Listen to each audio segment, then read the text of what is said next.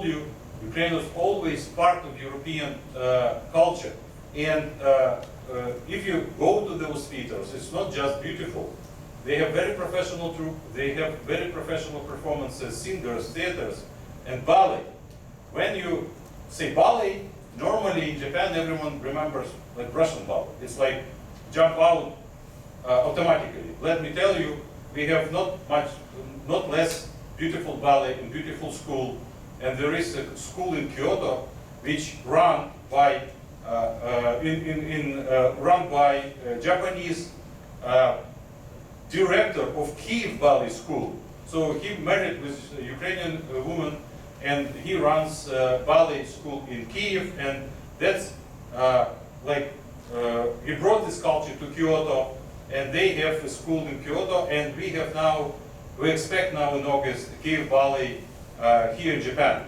That will be, I encourage you to go if you can find tickets, and it would be suitable for you to travel to see those performances, and you will see that ballet, it's not Russian invention.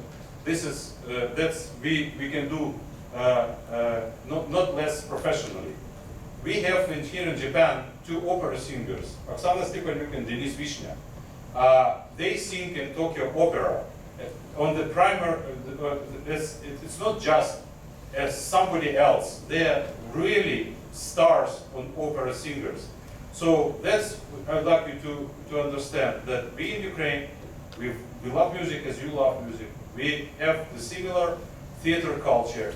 It's not possible even to buy tickets to go to those theaters because we cherish this professionalism of art. Tell me, is it Japan or Ukraine? Right?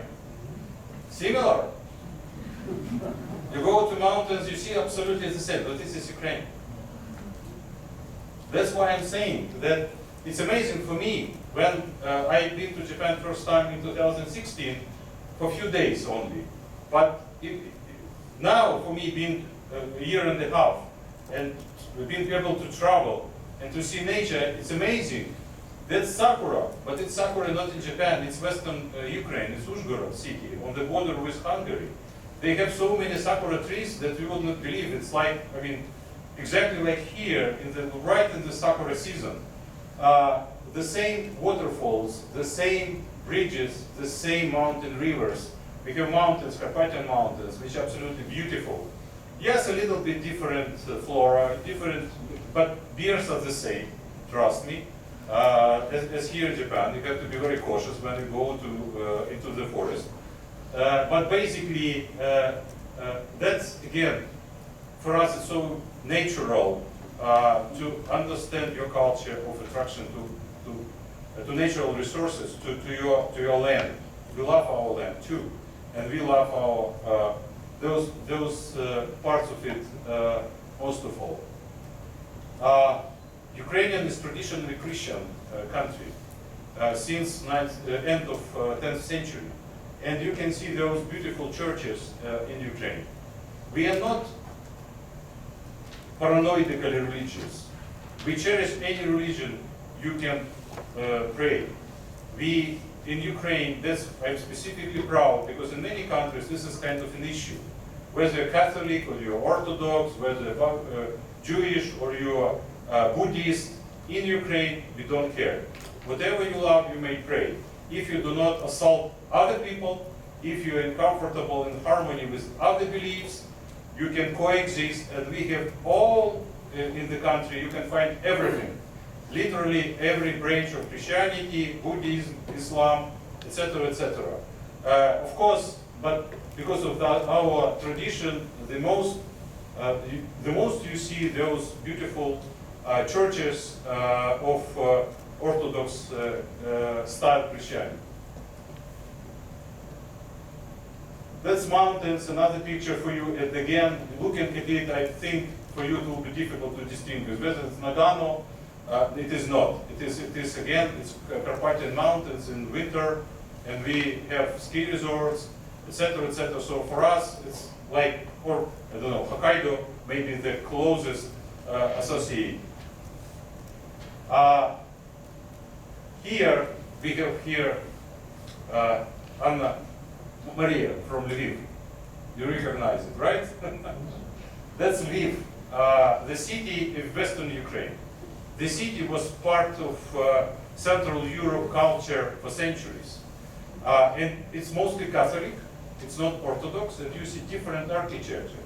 But again, as I told you, there are some claims on Russians that Lviv is so Ukrainized that you can't speak Russian in Lviv.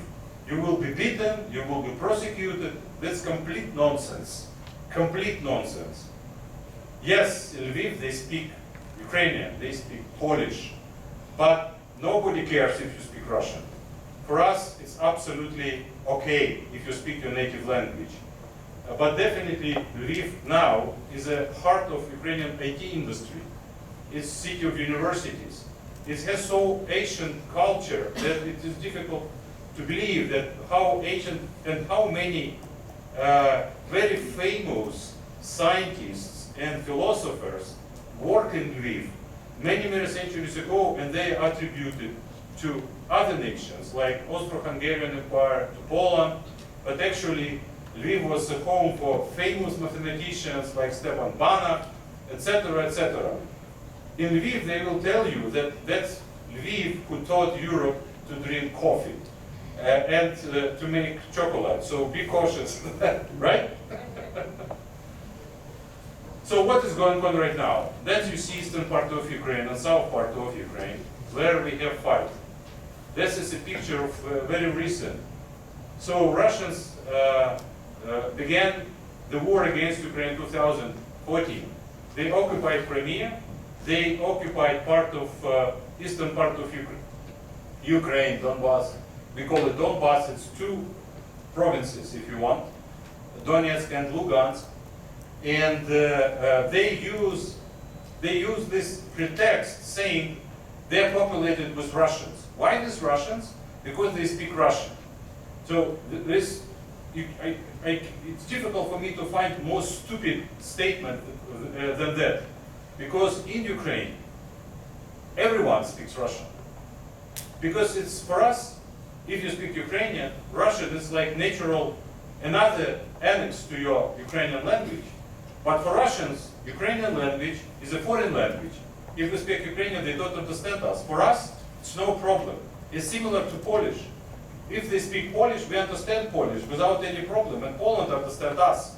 But with Russians, as I said, completely different story. So they entered the eastern part of Ukraine.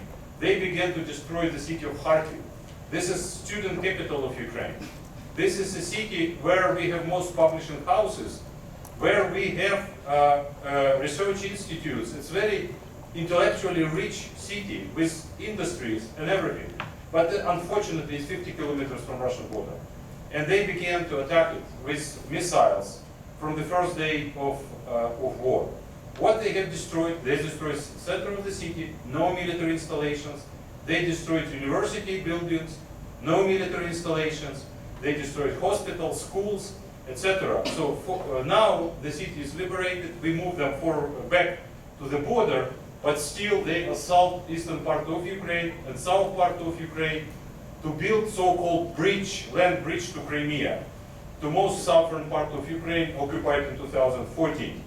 We fight back, and we will continue to do so, and we will prevail, make no mistake about this. I'd like now to show you some disturbing pictures. Sorry, but that's for your understanding. This is specifically those pictures of the small city of Bucha. It's like suburb of Kyiv, 10 kilometers from the city line of Kyiv. I spent my childhood in those Irpin and Bucha, those two small satellite cities. Beautifully built parks, lakes, rivers, nice housing. So not even closest idea about any military installations. That's some pictures from this part. You see the name Bucha. Let's see what happened to this city.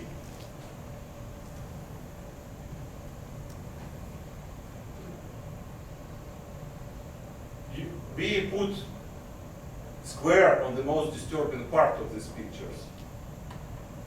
Those are dead bodies of civilians, of children, women, elderly. were brutally killed without any reason, because they can. They kill because they can.